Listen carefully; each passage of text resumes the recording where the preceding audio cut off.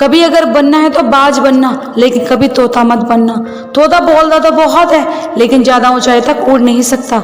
बाज बोलता बहुत कम है, लेकिन सबसे ऊंचाई पर उड़ता है और बाकी पंछियों का राजा होता है एक बाज। आज मैं आपको 5 पॉइंट्स ऐसे बताऊंगी जो हर इंसान को बाज से सीखने चाहिए, और लाइफ की बहुत बड़ी लर्निंग है इन 5 पॉइंट्स में। पहला लेसन, ईगल फ्लाई अलोन।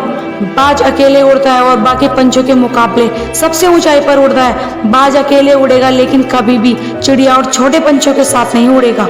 बाज हमेशा या तो बाज के साथ उड़ता है या फिर अकेले उड़ता है, और इससे हमें ये सीख मिलती है कि छोटी सोच वाले लोगों से हमेशा दूर रहें या अकेले रहें, क्योंकि यही वो समय है जब खुद को जानने का असली मौका मिलता है। दूसरा लेसन, बाज का विजन बहुत ज्यादा क्लियर और बहुत ज्यादा स्ट्रॉन्ग होता है। बाज अपने शिकार को 5 किलोमीटर दूर से ही देख लेता है, और जब एक बार उसे अपना लक्ष्य दिख जाता है, उसके बाद चाहे रास्ते में कितनी भी मुश्किलें क्यों ना आए, वो अपने लक्ष्य को हासिल करके ही दम लेता है।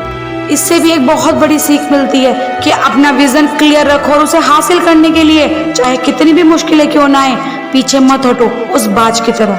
तीसरा लेसन, ईगल नेवर ईट डेड थिंग्स।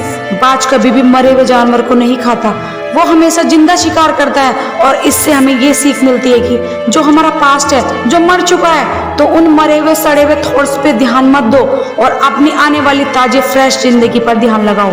अपने पास्ट की पुरानी यादें जो तुम्हें तंग करती हैं, उन्हें वहीं रहने दो जहां पर उसकी जगह है, और जो तुम्हारे पास्ट की जगह है, तुम्हारे पास्ट में है, उसे वर्तमान में जगह मत दो। क्योंकि एक बार अगर तुम्हारा पास्ट तुम्हारे प्रेजेंट में आ गया, तो तुम्हारा पास्ट तुम्हें कभी प्रेजेंट में नहीं रहने देगा। पास्ट में तुम्हारे साथ कितना भी बुरा क्यों ना हुआ हो, वो सब यादें, वो सब थॉट्स मर चुके हैं, और उस बाज की तरह बनो जो कभी भी मरी हुई चीजों को नहीं खाता।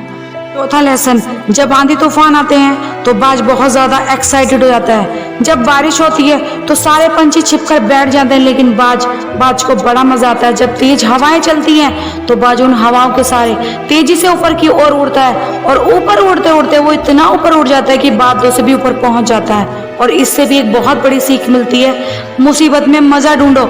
और नेपोलियन हिल ने एक बार कहा था कि हर बड़ी चुनौती अपने साथ में एक बहुत बड़ा अवसर लेकर आती है। तो उस बाज की तरह तुम भी अपने अवसर को पहचानो, और जिस दिन तुमने अवसरों को पहचान लिया, सारी मुश्किलें तुम्हारे नीचे होंगी, तुम उन मुश्किलों के ऊपर होंगे।